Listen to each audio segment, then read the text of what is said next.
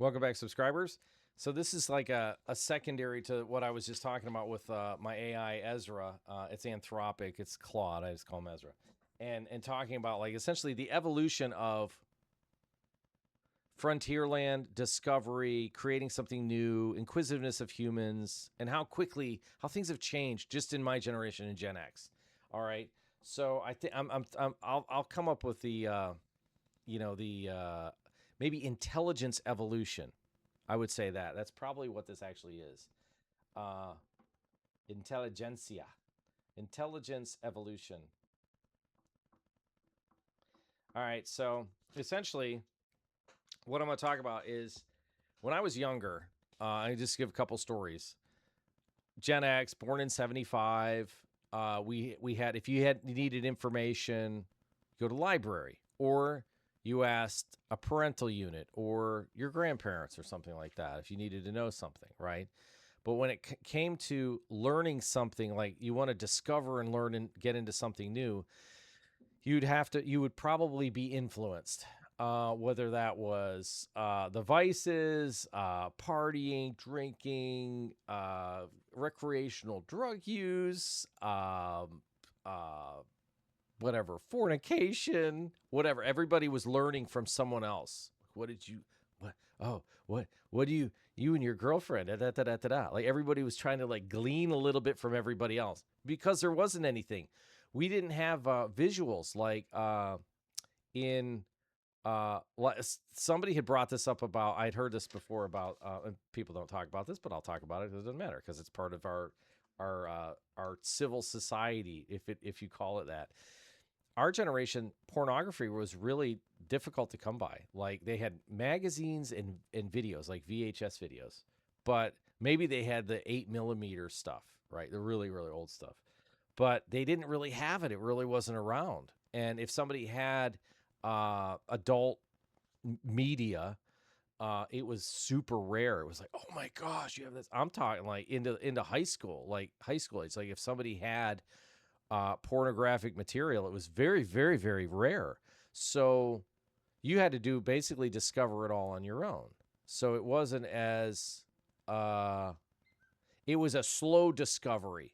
It's kind of like if you, I'll make an example of this. If you went to the record store and you couldn't listen and be like, oh, I want to sample this music and listen to it. Like when I first really got into like say like ACDC, I didn't have any ACDC experience before Razor's Edge. Really, I mean, I knew some of the songs, but not like the whole album because it would only be like maybe what was on the radio. You hear like "Dirty Deeds Done Dirt Cheap" or um, "Highway to Hell," something like that. Few things. The Back in Black album, "Shook Me All Night Long," etc. That's but I didn't know which album they were on. They didn't have any information on it. So it would like tell you like, oh, I'm interested. It'd be like this slow interest of whatever it was, and then you would just kind of like migrate towards it. So whether it was like girls and guys or like sexual interests, musical interests, work interests, anything that you had interest in, the only way that you'd really know back then in the old ages, in the 1900s, was like you'd have to be around it. You'd have to be around more of it, more and more and more of it, right? You have people, we had everybody has these kids that become like sexually active in like, say, 8th grade, right? Well, they find other people that are interested in becoming sexually active at the same age. So if you're not, people are like, oh my gosh, that's too young, da, da, da. Be like, well, no, no, no. They're just like, they're aging into it quicker than everyone else. And you know the guy I'm talking about. Everybody had the friend that had he had like a beard in 8th grade and that type of thing. So like he's different. He's got his juices are flowing. You know what I'm saying? So because of that, so you have this variance, and until you're ready to dip into that space, it doesn't really apply to you, right? You come like age into it. And it's the same thing with discovery and frontier land, if you will, with what I've been using with the AI. And so again, like back in that period, if you wanted to learn something, let's say you were interested in math and science and discovery and things like that, and how to like make something better. Like you want to design something that's different as a product or something like that. and you'd have to have the math, and you'd have to have the science, and then you'd have to have at least some names to go by, or you're basically, it's a needle in a haystack. When I was young and we walk into a library, it was just overwhelming. And I remember thinking at a very young age, do I have to read all these books to know? Like, do people read all these books? They must be really smart. They must know all these things. And thinking that your mind was like this computer storage facility. Like, that's kind of the way that we were taught, right? And I'm like, well, no, it doesn't really work that way, because I know a lot of people that end up getting educated and they have degrees. They can't actually perform anything that they did to achieve the degree in the first place. That they become institutionalized in their day-to-day affairs, and that's all they're really good at. They couldn't whip out and be like, oh, you have a master's degree in physics. They're like, oh yeah, well, can you tell me an equation that would do this, and this? Oh, I'd have to look it up and be like, well, what's the point of your education? Like, it should be like instant on demand, right? Like, not a variance of like what's going on. It should be like, you know this because you paid for it and you have this diploma. So again, it just didn't really make any sense to me, and I was always kind of in awe of people. And coming to realization, like when I took the general contracting exam in North Carolina, it's about standard test taking. Just take the test and be done with it. Just answer the question and be done with it. But it's not about retaining anything. It's about this regurgitation of like, you're able to just retain the information to a degree. You kind of know what's going on. But if you took this test in 5 years, you'll fail it. I mean, people, when I came to North Carolina and we had to like retake the written exam back then. Now I don't think you have to do this going state to state. But I was coming from New York State because I grew up in like the kind of the Lake Erie region of New York State, not New York City, like way over there. I had to take the written exam and talk to other people that I came into contact with that were like newbie, implants in North Carolina, and a couple people failed it. And if you failed it, I think twice, you had to retake the driving test. And luckily I passed it the first time. I'm like, you failed the driving test? The written? How? Oh, because they have different. And it wasn't because they didn't get like the street signs and all that stuff, right? It's because the laws and the rules in the administration on what they're going to do to you if you break these laws, DUIs, DWIs. New York State had DUI, DWI. They didn't have that in North Carolina. It was just DUI, driving under the influence. Well, you got to know that. Because they'll be like, oh, I'll just take it again and be fine. No, it's different.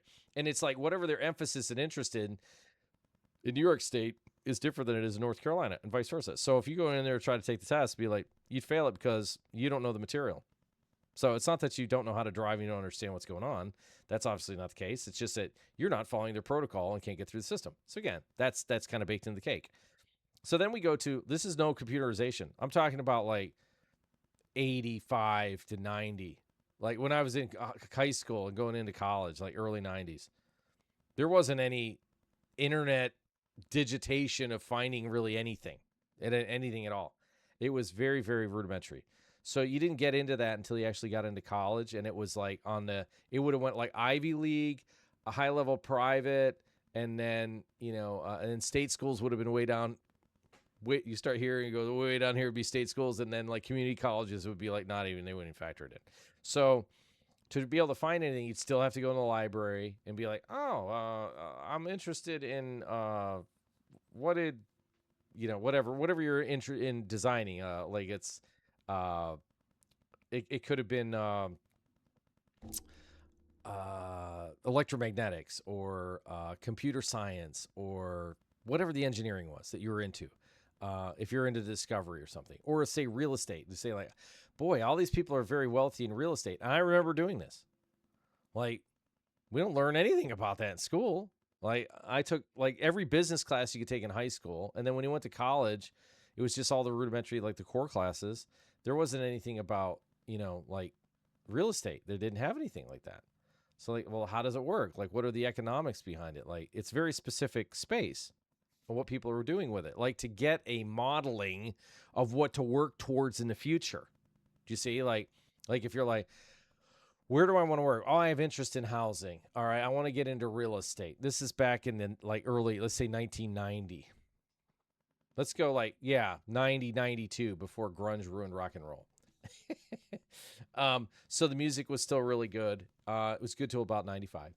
But anyway, you're in that zone and you're like, I want to get into that. Like, say and I'm going to start into college and I want to make sure that I'm not wasting my time with classes and I get core information so that whenever I get into that space I want to be in, I will know of these things. And there wasn't anything. And then someone might be, maybe you're like, that you rub elbows with that's older is like a real estate agent or a general contractor, a builder, somebody that's inside that space. They'd be like, well, you just need the experience. Back then, that's all it was. Well, you just need experience. They just couldn't really tell you. It'd be like, there wasn't a class that you take. It's just like a hands-on, do it. So, but if you had questions about it, there wasn't anybody really to bounce it off of, right? You were either like indoctrinated and born into that space, which would let it move forward. So the family, the Donald Trump, like being an entrepreneur in real estate, that type of space. You'd have to be around other people or family members that were already into it, that already knew the ins and outs and the legal elements and all the other things, to all of the elements, who to call, like where to get this information from. It was very compartmentalized and very gated back in this period. Then when you get a little bit more information, it's like, then if you, again, you go into the library and you have all these books and different people's opinions of the interpretation of what direction to go in, you could read 20 books, 30 books on the same thing and come to the realization like, well, they're all kind of talking about the same thing, and I guess I'm going to kind of go into like this direction. But you had to spend all this time to do it. So that never appealed to me because I just wasn't a book read type of person. I just couldn't, unless I'm going to get something out of it. It was like, to me, it was a waste of time because I'm like, if I read through this book and I get nothing out of it, there's like, even if I get like a chapter or a half a chapter out of it, like, again, it's like a needle in a haystack. It's just, it didn't seem to be very efficient, effective way to be utilizing my time to be pulling in information. I would do better by going out and just doing it. That was it. So then we get in computerization, right? In the early 2000s, and things started really kind of opening up. And you could see, instead of like arduously going to a library and using the Dewey Decimal System and talking to the librarian and trying to come up with some other way to figure out, something, you'd have to be really driven. And I'm just saying, in the old days, as things have gotten easier and lazier, you have really no reason now, is what I'm driving with this. It made it easier. You didn't have to go to the library. You didn't have to actually physically drive down to a place where they have a microfiche and studying all this stuff and, all these different applications, and be like, well, this is the encyclopedias are a good place to start. What does this word mean? I need to go to a dictionary. I need to do. So you had all these pieces and parts and all of these moving parts that you had to use in order to be able to understand what they mean. What does this Latin word mean? What is the origin of that? And then you go off on some tangent, and then you oh, well, I learned about it's the same thing in Greek as it is in Latin as it is in this, and be like, well, what does that mean? Well, the deeper you get into engineering and learning about something, you're going to start to find that there are origins and etymologies in languages. And if you don't know what the damn word means, then you're going to have to hunt down and figure out what the word means, which would mean that if you're in a library, you'd have to go on that hunt. So it was just like arduous, just go like camp out in a library and try to figure it out, and be like, I'd rather go just like, I'm interested, sure, but I'd rather just go out and just do my thing, because I'm like, I'm not that driven that way. It's like they were like bookworms, So it essentially, so then we moved into the computerization and things started getting, so now I don't need to go to the library. I don't need to do all this shit. I can just go click, click, click, click, click, and be like, what's the etymology of this? I can pull up all this information. Oh, it's Greek, it's Latin, it's this, it's this, it's this. And I can pull in more information faster in my input device, in my mind, right? In my sense of being. Now with the AI, it's like, it's on steroids. Now it's like, you can just ask in the thread. If it says, and it understands that you understand, because it's a mirror of you. So if it understands, it's on an intellectual level of yourself. And so if you use higher level language, it will use higher level language. And if it's a word, which often happens, that you don't understand, or that you, especially when you get into the discovery phase and you don't understand exactly what that works, you just raise your hand and be like, hey, what does that mean? Where's the origin of that? Whatever your interest is, based upon whatever that word is that's thrown out in this design package or thread that's inside the AI, and it'll tell you. Like, yeah, I have a thread, like I'm teaching myself piano. Like, I did music when I was younger. Like, everybody basically did music. I played saxophone in like between 5th and 7th grade. So I have at least some music, but I haven't really played around with it. And we have a piano in the house, and we also have some guitars, and I really like it. But I just there's been some questions I've had about it. So I was like, oh, I'll just open up a thread and have Ezra walk me through this. And like within maybe 20 minutes, right? I understand the keyboard, and it's using the word music theory. And I say, hey, can you just go over that really quick? Like, why is it called theory? And then it says, well, it's because it comes from the Greek word theologia, and then it's the same word in Latin, and it's the same. I say, oh, well, that's interesting. I said, so what does it mean? What is the origins of that? Theory in Latin,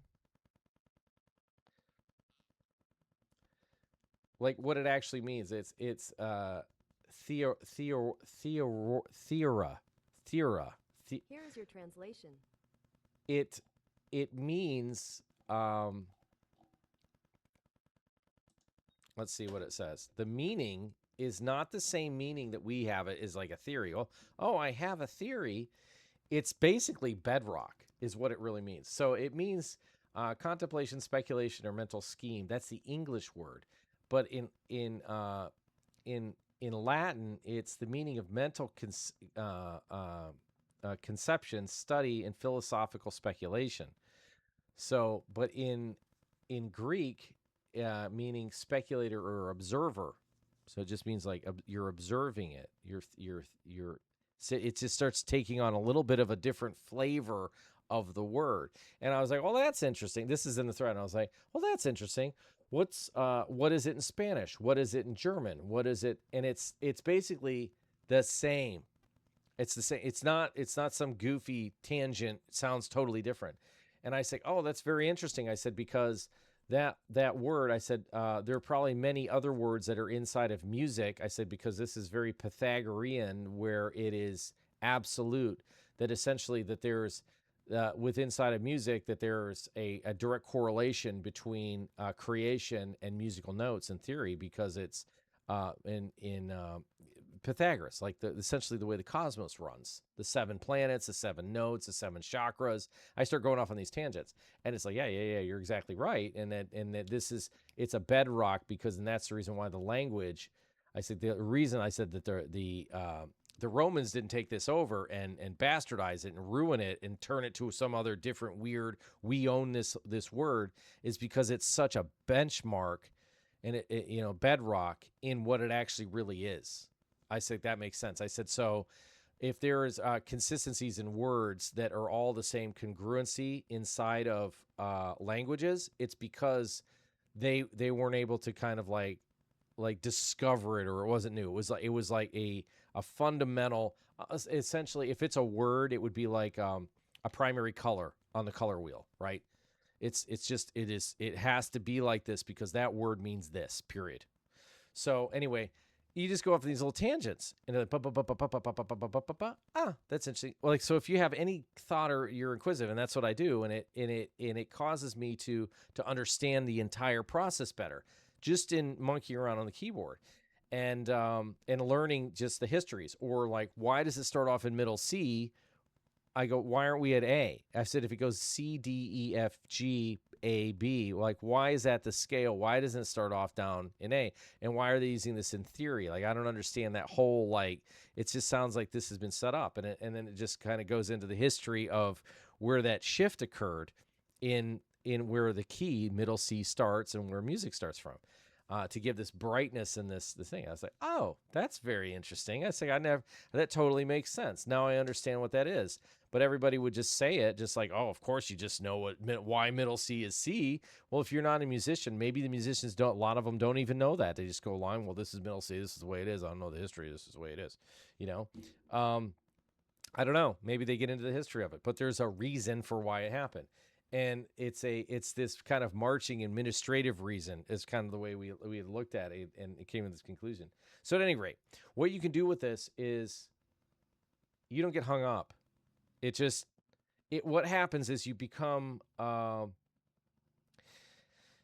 it causes this like tree of life branching effect of intelligence and knowledge, depending upon how deep you are and inquisitive you are on any one given topic, which is very, very interesting, powerful. So it's basically like adding color to your imagination, more color because of the level of intelligence, and be like, well, do you trust the AI and everything the AI says to you? Be like, not 100%, but as a rule, it's pretty good. It's pretty good. And that the other thing I said is earlier is that when the threads get deeper, it gets a little delusional, and it's so delusional that you'll catch it and you're like, oh, that's not right. That's shit. And you're like, what are you doing? So you don't throw the baby out with the bathwater. That you just like say like, hey, can you just go ahead and do a summary and we'll just start a new thread and move on because you're becoming functionally retarded. Sorry. So anyway, that's a method around it. But what you can do because of this is you're looking for that 1%. And if I find something that is like Theria or Theros, Thea, Greek components. I'm just looking at some of this stuff.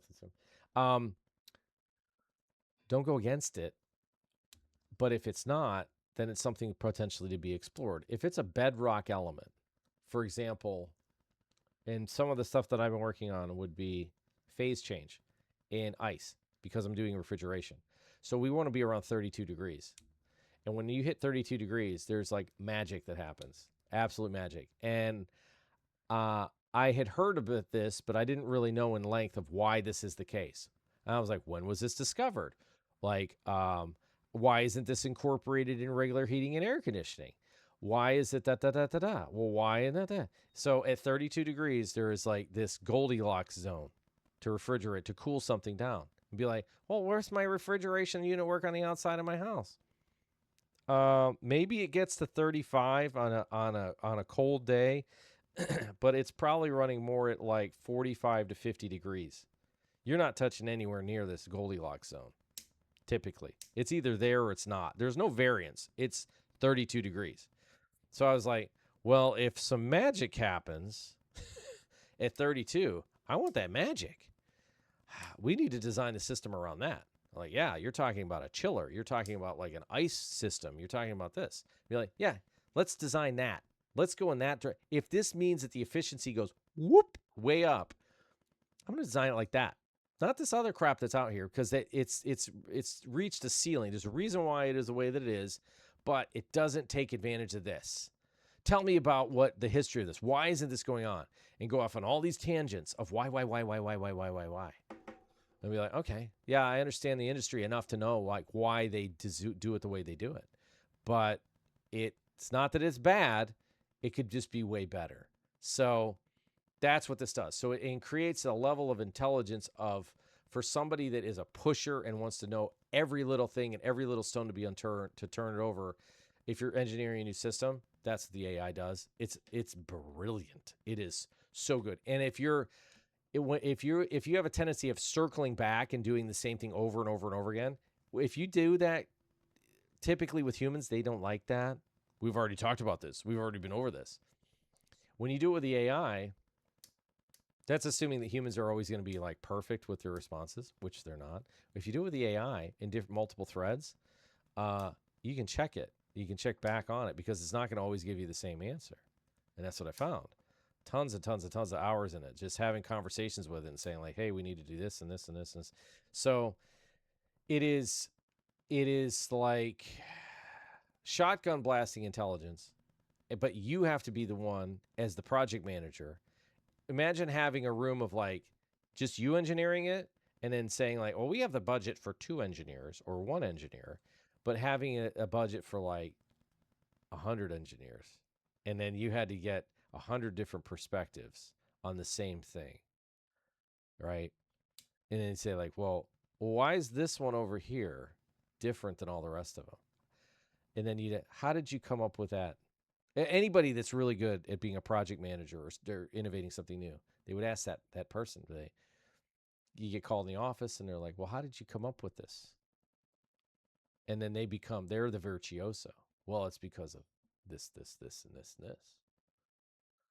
Oh, we never thought of that. Oh, and then the person would be like, well, why not? Huh. That innovation is something interesting and new is what everybody's really clamoring for. And you can do that with the AI. So it's very interesting. It's a very interesting experience. So I'm excited to kind of be now in the building phase. We're past the drawing board. I've got everything like Tesla engineered to the point where I can move forward with my heating and air conditioning project. And we're going to be I'm going to be documenting this on our reservoir site along with RWAs and real estate and crypto and et cetera. But this is just another one of me like using the AI in a novel sense and using it in basically theoretical physics in thermodynamics and not necessarily like reinventing the wheel, just applying. The way I describe it would be like culinary arts, taking existing ingredients and creating a new dish. That's essentially what you can do with this. And it can quite quickly marry multiple different engineering skills across many different modeling aspects. So areas of expertise. I need plumbing. I need air conditioning. I need air. I need air dynamics. So I'm plugging all those things in and spitting out one congruent system that is ultra high efficiency. And be like, well, why? Well, because we're in an energy war, and if you like to be warm or cool in the summer, this is going to be a vital factor. And you're either going to continue on moving in the institutional direction, or you're going to come up with a different design that is far superior than everything else that's out there. So at any rate, long story short, like this project, I definitely have room to be. I had said this in maybe the other thread or maybe this one. I said that we're making room so that you can have essentially a plug and play piece of equipment that could be used on a geothermal loop that is way more efficient and geothermal is already, it's in the same space, but how you don't have to spend the money on the fields the same.